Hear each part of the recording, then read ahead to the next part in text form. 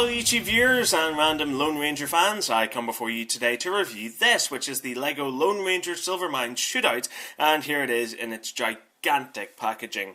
Naturally, at the top we get the logos for LEGO and the Lone Ranger, while on the other side you can see the Disney logo with an image of Armie Hammer as the titular character beside it. Armie Hammer, eh? What a name. The set is suitable for kids between 9 and 14, its code is 79110, and it is the Silvermine Shootout set. At the bottom there is a lineup of the 5 minifigures included in the set, which are the Lone Ranger, Tonto, Chief Big Bear, Butch Cavendish, and Kyle, so there you go. Of course, being a LEGO set, the box can't really show off the toy as it's currently in bits inside it, so instead we get this massive image of the playset in action, which really looks great. I've always loved the design on the front of LEGO kit boxes, and this is no different. It really makes the playset look very exciting. On the back we get some close-up pictures of some of the various features the set offers, along with a big image of the back of the toy as well, which makes it look just as exciting as the picture on the front of the box does. Well, I can't wait, let's open this thing up and take a look inside.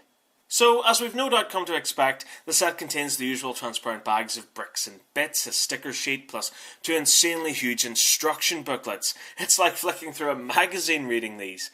The bags are numbered from 1 to 6, which helps during the construction process, plus there's another bag filled with some larger pieces such as cliff faces and bits of railway track. Right, there's nothing left to do except roll up my sleeves and get this thing built.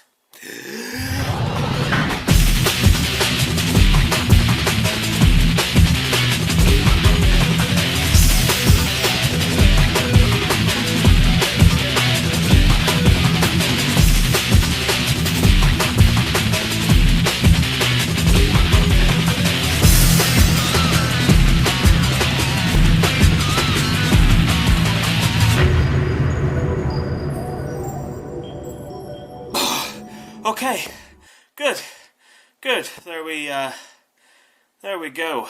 So here we have the Silvermine Shootout set, and to be honest, I'm very impressed with it. As a display piece, it looks excellent. Its unique appearance makes it very visually interesting. Taking a look at detail, we have the entrance to the mine with this track emerging from it with some tufts of grass on either side. And of course, one of the many staples of a good western, there is a keep out sign positioned at the front of the track. To the left, there's a secret waterfall entrance made up from this small sheet of plastic which can be folded back to allow the minifigures to pass through. What I particularly love about this is the attention to detail, as below the plastic sheet you can see the continuation of the waterfall as it becomes a river, which is made from blue sections of LEGO with transparent sections over it to give the illusion of water. Plus you can also see some jagged sections of transparent LEGO at the base of the sheet, which acts as the froth produced from the water hitting the river. And what pushes it over the edge is that the river can be seen leading up to the waterfall on the upper level of the set. I'm highly impressed by this. Across the upper level of the set you can see this great jagged LEGO cliff face made up from these angular brown, tan and grey pieces which from a distance look great, while below at the mouth of the mine you can see a little lantern hanging over it.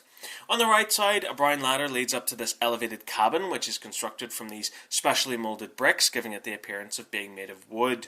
It contains these windows which can open, alongside some grey shutters which can also be opened or closed, and above them we get a cattle skull. Lovely. There's also some detailing of knotted wood panels from the sticker sheet which are attached to the roof. Inside the cabin you can see a basic stove with a yellow coffee cup resting on it and a big smokestack which extends up past the roof. Although I've no idea what's going on here.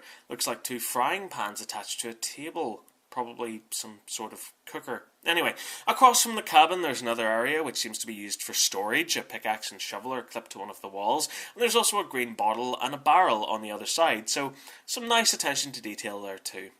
Above this there's a crane, and beside it an entrance to a brown slide, but more on those later. The inside of the mine looks fantastic, as on one side you can see what appears to be stalagmites and stalactites making up a wall, while on the other side we have a much more man-made approach as it features some wooden supports to stop the mine from caving in. So overall, for detail, I'm very impressed. Taking a look at its features, this playset offers quite a lot. It does include a little cart with these black rail wheels on its base, which does allow it to be attached to the actual rails leading into the mine. And yes, it can move along the rails very easily and freely. When placed flush against this wall at the back of the set, a grey bolt can be rammed forward, which pushes the cart along the track at great speed for a quick getaway. The crane on the top of the playset can rotate through 360 degrees, and its arm can also be extended or retracted. What's more is that the length of the cable, or string, on the end can be lengthened or shortened by turning these levers, which allows the basket on the end to be lowered or raised. The cable is quite long as well, so it can easily reach the ground. The brown slide is also positioned in such a way that these silver bars can be slid down it and can end up in the minecart at the bottom of the track, which is a fun little idea. The toy also offers some projectiles. There's a little mini turret catapult here under that elevated cabin. It can spin through 360 degrees and fires out, what else? A few sticks of dynamite. The cattle skull can also fire out for some bizarre reason, but it's on one of those basic Lego pressure missiles, so it doesn't get very far. But the most notable projectile has to be this massive boulder, which is attached to the top of the set. Rotating this grey lever will cause this panel to rise up and knock the boulder down. The faster you turn the lever, the further the boulder will be flung. Additionally, pulling the lever back will cause the panel to drop down, allowing it to double as a trapdoor.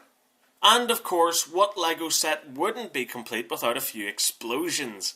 That's what I love about Lego. It's one of the only toys in the world that you're actually allowed to destroy. On the back, below the elevated cabin, there's a wall with a few sticks of dynamite attached. Rotating this barrel above it will cause a lever to flick the wall forward as though it's exploded out. But this is the breakaway wall I find most impressive. Flicking this lever forwards will do nothing, but when a few sticks of dynamite are inserted into the hole below the wall, this will cause the section above it to be blasted off when the lever is pushed. So, pretty much, the wall can't be brought down without the use of some dynamite. I love that idea. The set comes with 5 minifigures. Of course, we get the Lone Ranger himself with his white hat and black bandana mask. I love how his clothing, as well as being exceptionally well detailed, also includes patches of dust and dirt. I really like that. And he features 2 revolvers as his accessories. Next up is Tonto. I love the bird on his head there, some great work from Lego including it. You can also see his hair there poking out from under his bandana, and he's one of those minifigures with a new changeable expression, so twisting his head around through 180 degrees will give you a much angrier Tonto. And his accessory is his little axe. Chief Big Bear has some great detailing on the face, and again has the changeable face feature. He comes with a little bow and arrow, and on his back you can see a quiver, which also includes another arrow poking out over the top of it. Next up we have Butch Cavendish. I love his hair and his black hat there, they look great. Again, the clothing looks excellent, and he is the third and final figure in this set to include an alternate facial expression. He also carries a single pistol as his accessory. Finally we have Kyle, who sports this red bandana over his face and carries a grey rifle, which he can barely hold. So, a collection of nice figures there with some great detail, but still as adorable as ever. So, overall, what do I think of this toy? Well, I've been a big fan of Lego ever since I was a little kid, and over the years, nothing's changed, except the intricate new ways that the company have improved their product. I just wish kits such as these were available back when I was 9 years old, because I would have had a genuine blast putting it together and playing with it. I haven't even seen the Lone Ranger yet, but this toy really makes me want to go to the cinema. The detail is remarkable. I still can't get over the attention to that waterfall section, plus the angular bricks used to create the rocky natural sections is contrasted perfectly with the smooth rounded brown sections which make up the man-made add-ons to the mine. The features are spectacular, ranging from the moving crane, to the projectiles, to the parts which can be blown off, to the little cart which can rocket along the tracks at the base of the set. The minifigures are exceptionally well detailed for their size, yet manage to retain that charm of the basic minifigures which were released back when I was growing up. Although, why is their skin pink now instead of yellow? It can be a little complicated to build, as it includes a lot of tiny pieces which can get quite exhausting to put together over time, but it's worth it in the end. I managed to finish it in just under 2 hours, but when a few kids are working on it, I'm sure it will take no time at all to build. I know I said the instruction booklets were quite large, but that's because they go into such depth and detail about the construction of the toy that it makes them very clear and very easy to understand. I would recommend this toy for fans of the Lone Ranger movie and for fans of Lego in general. Heck, even if you haven't seen the movie yet, like myself, I would still recommend picking it up. It offers a great design, and if you're a collector of Lego merchandise, it makes for an excellent display piece on your shelf due to its unique appearance. And so that does it for this review. Thank you very much for watching. I really hope you enjoyed it. If you did, there are countless more reviews online. Thank you again for watching, and remember to keep following the nerd. Goodbye.